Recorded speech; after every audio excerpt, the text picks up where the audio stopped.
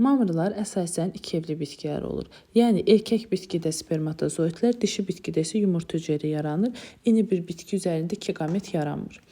Həyat dövriyəsinə başladıqda erkək qametdə dedik ki, spermatozoidlər, yəni erkək qametlər yaranacaq.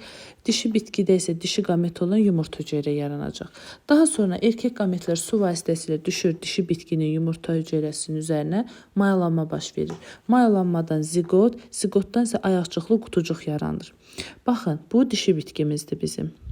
Dişi bitkinin üzərində olan yumurta hüceyrə spermatozoidlərlə mayalandı. Mayalanmadan sonra zigot və zigotdan bu ayaqcıqlı qutucuq yarandı. Ayaqcıqlı qutucuq bizim sporofit nəsilmizdir. Çünki spor əmələ gətirir. Spor əmələ gətirdi. Bu sporlar düşdü. Sporlar bir hüceyrəli, N xromosom dəstinə malik bir hüceyrələrdir.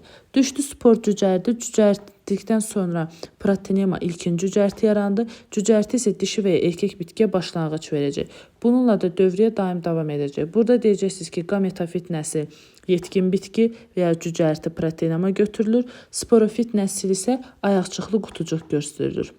Gametofit nəsil qamet əmələ gətirəcək, sporofit nəsil isə spor əmələ gətirəcək.